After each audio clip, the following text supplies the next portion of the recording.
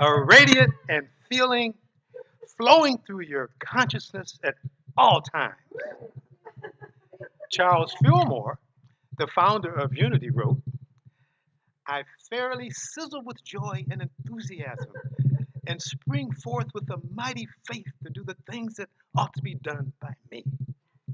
Yes. Let's now place our faith in this affirmation as we say it together with enthusiasm. All right. I I use use my my creative creative power, power, which which is is sourced sourced in in the the all all power power of of God God for for the the highest highest good. good Through through faith faith in in the the good, good. I I simply simply plug plug in, in, reclaiming reclaiming innocence, innocence, contagious contagious enthusiasm, enthusiasm, and a and grateful grateful heart. heart. Yes, yes, yes. All right. And so it is. Well, that was a great setup. Thank you, Dwayne. Oh my gosh. Well, if anybody has any doubt, we're talking about enthusiasm today. And this entire month has been devoted to this idea of plugging in to that inherent power within. And our keynote quote for this month is by Emma Curtis Hopkins, a great New Thought teacher who was the teacher of teachers. Many of the New Thought folks that Ernest Holmes, the Fillmores, that started this whole movement back in the 1800s. She was a teacher in early 1900s, and this was her comment about spiritual power. We have unlimited power. If we do not use that power, it does not alter the fact that it is our inheritance. So, how often do we slip into this feeling of powerlessness, particularly in the face of challenges in our lives or in the face of things going on in our country right now, in the world? It's very easy if we're caught up in race consciousness, human consciousness is what it's called, or collective consciousness, to fall into this idea of, what can I do? How can I make a difference? How can one person possibly make a difference? Well, my intention is that today, this month, today, next week, that we realize that we are far more powerful than we could ever imagine. We have the power of all life centered in our very being. Because we're using our five senses to connect into this, or to be aware of this, our five senses can deceive us. Because beyond the five senses, beyond the beyond, there is a source, and it's called by Meister Eckhart and many other mystics an underground river. An underground river. And each one of us is a well that can go deep, do the deep dive into that river and connect. In fact, Meister Eckhart and many other the mystics realize, and we are part of that movement, realize that there are many, many paths to the same deep, direct experience of the divine. So that's what distinguishes the mystical path. It's about the direct experience of the divine without an intermediary, without an intermediary. So keep this in mind as you tune into this truth, this higher truth. So when we speak about God, we're speaking about what many mystics call an unnameable wholeness, oneness, completeness, perfection, or just simply life itself that we are emanating from, that we are in. It's in us, we are in it. So as we approach it from this standpoint, we realize then, as we use these spiritual power tools, that the purpose is to open our hearts and our minds to the already present flow of this spiritual power. Open our hearts and minds to this already present, and it's the ultimate power. It's an infinite reservoir that cannot be exhausted. It's important to realize that. So today is about enthusiasm. And so I want to begin by a story that illustrates enthusiasm. So there was a young boy who was sitting on a bench reading his Bible. And he was obviously in a state of enthusiasm. He kept exclaiming, "Hallelujah, God is so good." And so this scholar came by who had just gone through studying all the world's religions, and he felt very enlightened, and he thought, well, I'm going to find out what's going on with this young man. So he said, well, why are you so full of enthusiasm and joy? And so the young man said, well, I just read this passage that talks about how God parted the Red Sea and led the entire nation of Israel to safety. And wow, what an amazing miracle.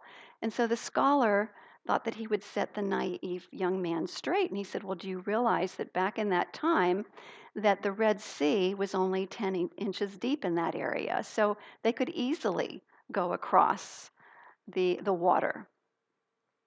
And so the boy thought for a moment, and all of a sudden his eyes lit up, and he said, so not only did God help this entire nation get across this water, but it somehow thwarted the entire the entire Egyptian army in 10 inches of water. That is awesome. God is awesome. So this story shares the spirit of what enthusiasm is. It's the willingness to continue to look for the good, no matter what others tell us.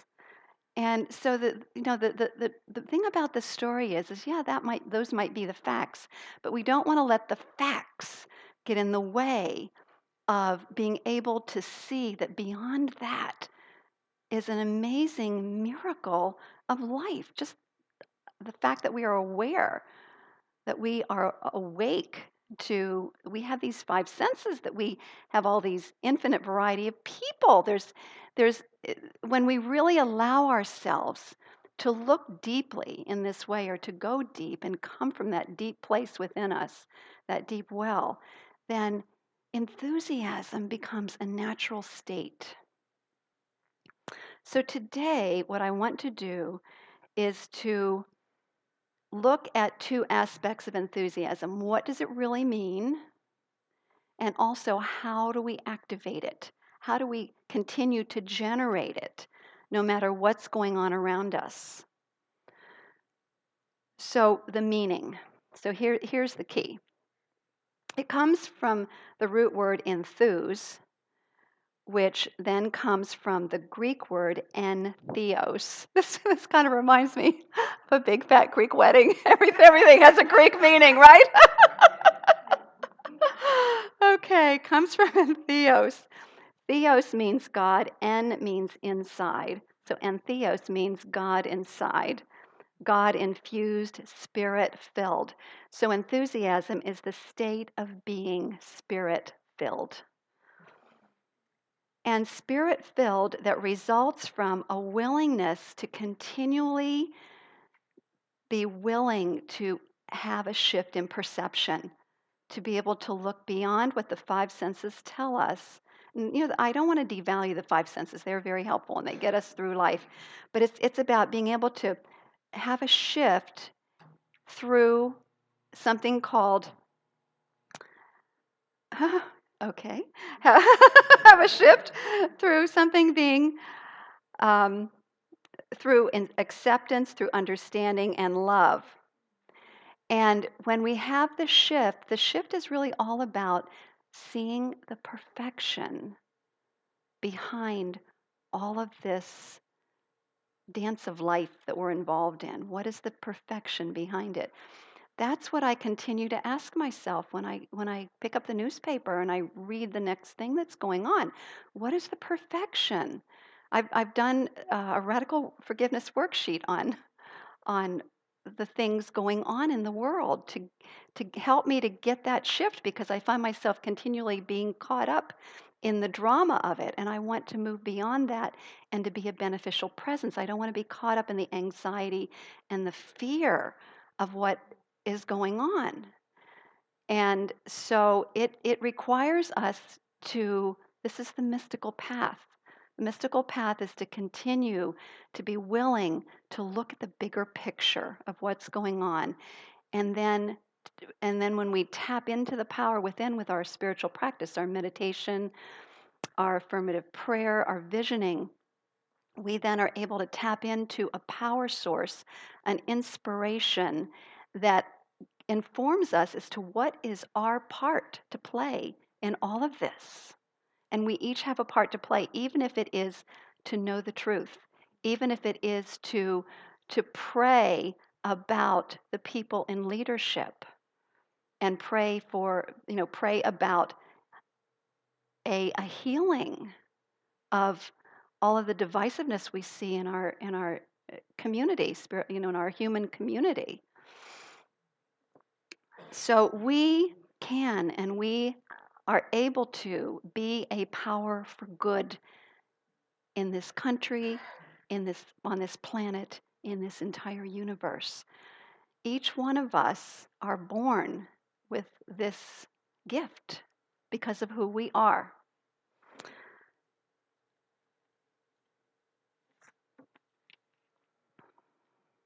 So this state of being spirit-filled is called by different names in different traditions. In reading this book by Matthew Fox about Meister Eckhart and all the different spiritual traditions, he equates this to nirvana in Buddhism, to being filled with the Holy Spirit in Christianity. And there are a lot of other traditions that have similar words or expressions, but it's that experience, direct experience of the divine, of the truth, of ultimate reality. And Jesus describes the spirit-filled nature like this: I am in the Father is in me, and I am in you. Complete and total oneness. Does everybody sense that? And he says, the essence of all true spiritual philosophy is an inner realization of the presence of perfection within and all around us. It is the voice of the divine proclaiming, I am that which thou art that which I am. Again, oneness, wholeness, unity. So if enthusiasm is being filled with this spirit, this awareness, this direct experience, what isn't? Well, the answer that I have here is impatience or impetuousness. If you think of those two states of being, impatience, the inability to wait for the good, okay, that we desire, and impetuousness, which means just impulsivity without really even thinking. Bullheadedness, I think, is another term for impetuousness. It's based in fear. It's a disconnected state of not realizing that we are sourced and surrounded in infinite good. And in this state, we burn out quickly. Burnout takes place from impatience and from impetuousness. Enthusiasm, on the other hand, is sourced in love and described as a supernova that burns hot and bright and consistently. Right, Dwayne? Yeah. We saw that in Dwayne. The supernova. So this is illustrated in the story of the disciples when they encountered Jesus walking on the water. Remember, these are teaching stories, and the ancients that wrote these stories did not mean everything to be taken literally. They were meant to be showing us states of consciousness and states of being, of oneness and wholeness. So the story goes that Peter, very impatiently and impetuously, jumps over the side of the boat and starts walking toward Jesus. He's able to walk as long as he keeps his eye on Jesus. So Jesus represents the Christ self, the Buddha self, the divine within, as long as he keeps his eye on this higher truth, as long as he's connected. But the moment that he puts his eyes on the water, the world of effects, this is what our five senses do, what happens? He sinks, right? Beautiful metaphor for how all of this works. So, real enthusiasm then is a natural cause that comes from keeping our eye on the source of all of life, this spiritual truth that underpins this life that we are living.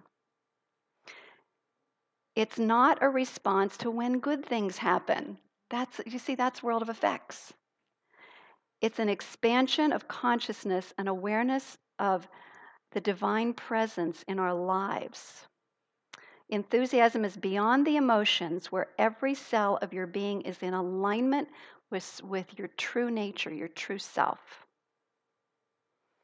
You're filled with joy, and synchronicity is a familiar territory from this place because our eyes are opened. We're seeing with spiritual eyes. We're seeing beyond the limited vision that comes from a state of fear. To me, the Dalai Lama is a master of enthusiasm. Have any of you noticed how this man, wherever he goes, is joking, laughing, giggling, even when he's walking in procession with a lot of the other spiritual traditions, he's busy joking with the crowds and laughing and having a great time, full of enthusiasm, full of this light, Even in the midst of his personal challenges and also the challenges of the people that he leads, he remains in this connected, plugged in state, plugged into the source. And we all have that capacity, every one of us. We don't have to slip into despair. We can continue to plug in to that state. So, how do we activate it then? How do we activate it? Paul spoke to the Philippians who were in a state of turmoil, and he said it very clearly. He said, there is a lot to be anxious about, but whatever is true, whatever is honorable, whatever is pure, whatever is lovely, whatever is gracious, if there is an excellence, if there is anything worthy of praise, think about these things, and peace will be with you. Look for the good. We talk about that all the time here. Look for the good. Stay plugged in. A beautiful example of enthusiasm that I found in the Huffington Post is, I love this story. Dan doesn't even know I'm going to tell this story, even though I presented the topic. I love this, but this is so beautiful. A woman by the name of Elaine Mansfield described her husband's way of moving through his last 2 years in his life with cancer.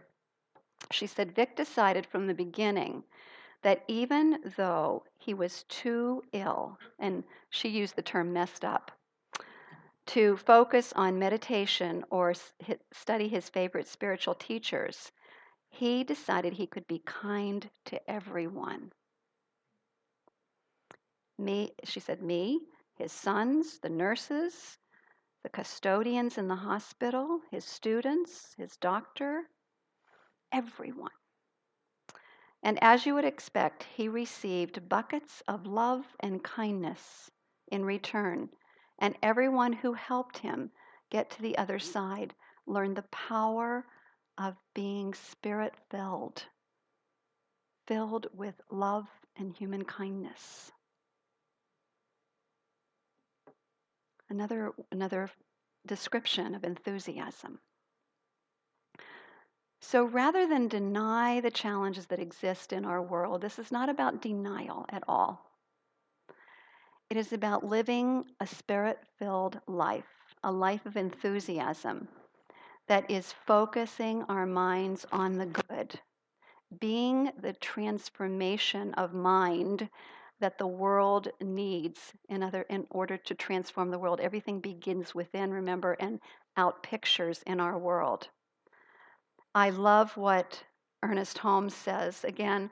One alone, one alone in consciousness with the infinite constitutes a majority. How could that be? How could, when we are fully connected, that we are a majority? Think about it. Because there's only one. There's only one.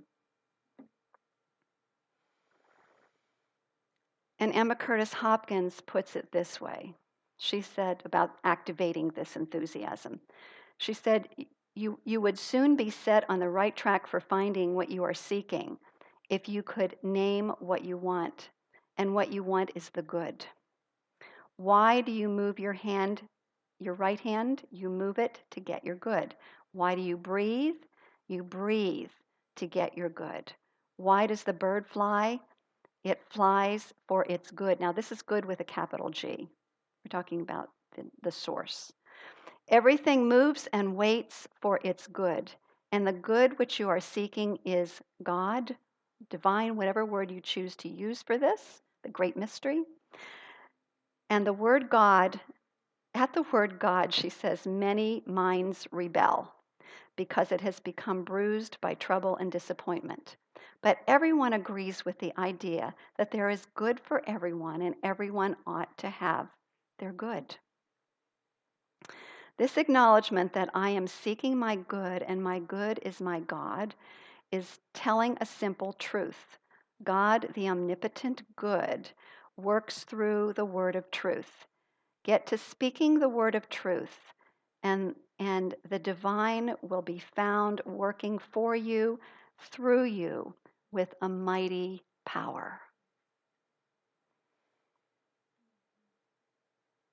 So here's some examples of good that she talks about. She said, maybe the good you want is health. All nature wants unlimited health. The good that we seek is boundless strength. All life loves strength. The baby giggles as she grows in strength. Another name for God is support. We inhale and we are accepting the good. We're accepting support. When we speak the truth that God is our support, we accept it. Love is the good that we are seeking. All of these different qualities. So she says, life, health, strength, support, and love are all names for our good. So let's activate the good. Let's activate the divine in us. Would everybody please stand?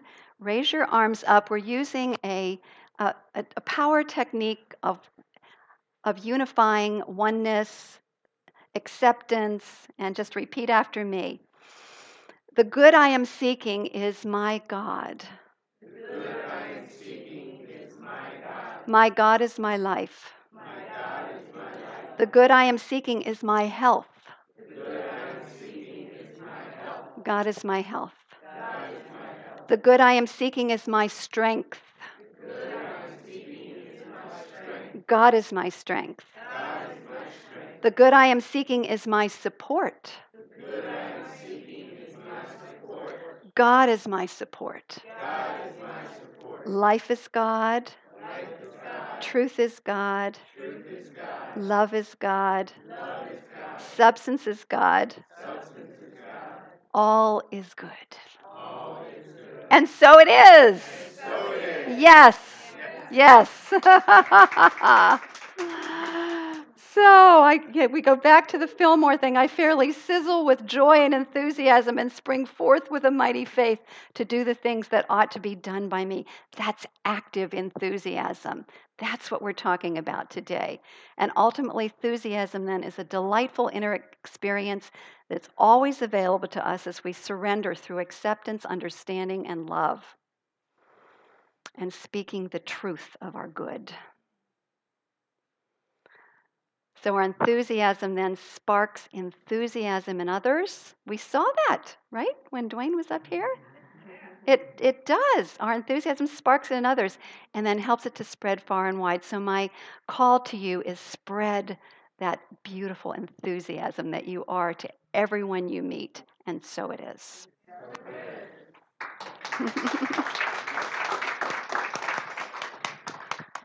Awesome message. Thank you.